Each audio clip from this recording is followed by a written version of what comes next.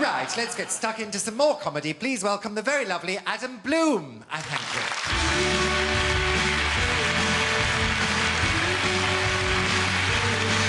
Hey! Hello! I'm Adam. Just before I start, I've got 4 cats. I'm not covered in any cat hair. Have any of you got cats? Yeah. Right, little tip. If you're sick of being covered in cat hair, get some sellotape and wrap it around your cat. So I'm Adam. I've just had a haircut. I'm an odd-looking bloke, aren't I? I'm not handsome. Cheers. I'm nearly good-looking, aren't I? But I'm nearly ugly at the same time. But I'm not in the middle. I don't fit in a group. I can walk in a room and see women go, no. Yeah, laugh it up, bitch. Now, just by show of hands, how many of you have got young kids? Right, little tip from me to you on behalf of everyone else in this room. 1 photo is all we need to see. One of my best friends had a baby 3 years ago. Beautiful little boy, Luke. I only have to walk in his front door. I get bombarded with photographs. The worst thing is, Luke is standing there. I can see him from most angles already. 36 brand new, identical photographs. They're not identical, but they're so similar that if you made a flip book out of them, it would look like this.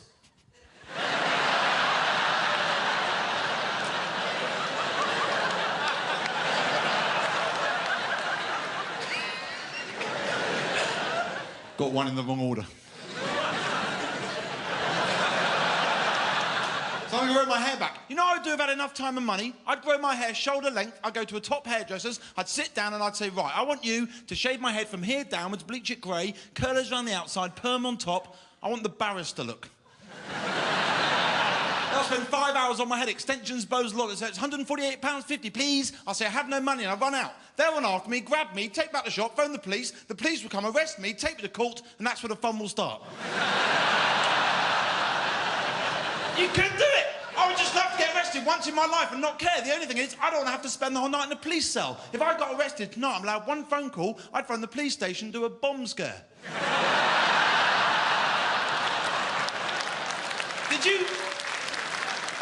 Did you see that thing on Channel 5 News about bombs the other day? Do you ever watch Channel 5 News?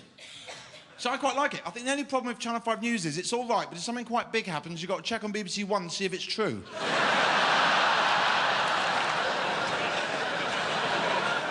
But I want to share something with you now. I got mugged recently.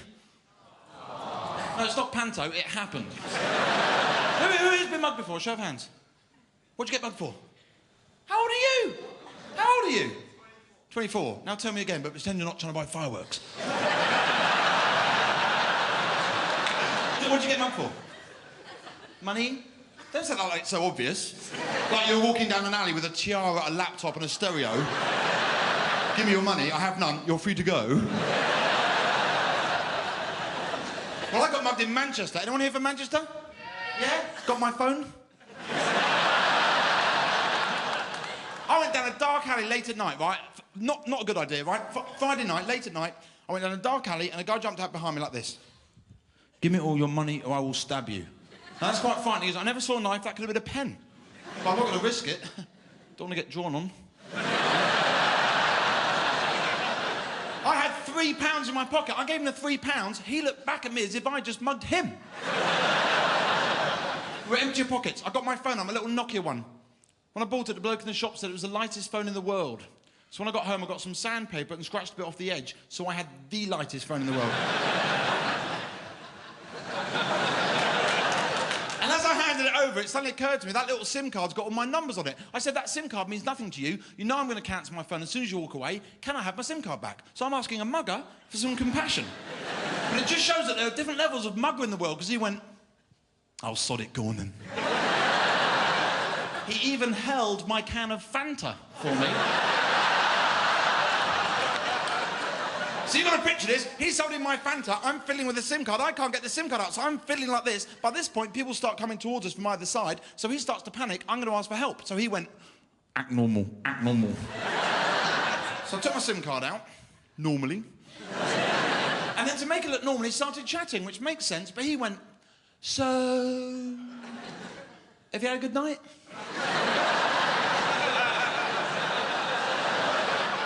Well, no, I got mugged. You were there. I handed him my phone, so you've got to picture this. He's got the drink in that hand and the phone in that hand. which made me wonder where the hell the knife had got to. I'll be honest with you, I worked that out about a week later.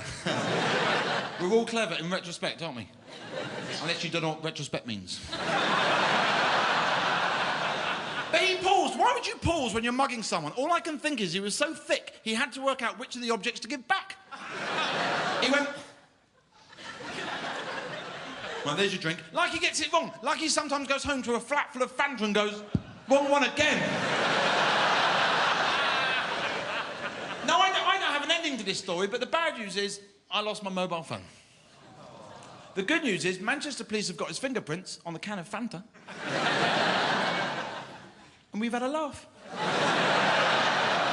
And that's a positive from a negative. I had an operation on my foot last year, and I had a revelation. I couldn't walk for 4 months, but I had a revelation. I reckon that God... Does anyone here believe in God?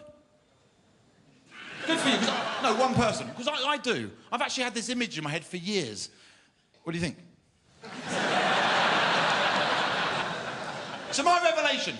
I reckon that God is making sure that when you add up the ups and downs of your lifetime, no one's had a better time than anyone else. Doesn't matter who you are or how long you live for. There's a normal feeling. You fall in love, best feeling in the world. You split up, you pay back in what, a week? Evens out. No more fun than if you hadn't let them. Have a bad foot, 4 months of limping around, a week after the operation, a walk in the park has never felt so good. There are people starving in the world, but then again, they get on telly.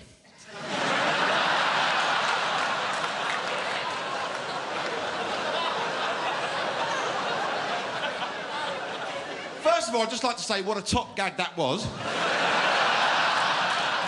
And secondly, those of you going, boo, I'm the victim of that joke for suggesting it's worth going through hell to be famous. We're part of a karaoke generation. Everyone wants to be a star. Big Brother celebrities, Pop Idol. I saw one episode of Pop Idol. I couldn't believe my eyes. To me, this is all Pop Idol was. A room where a load of wankers tell a load of wankers that they're wankers.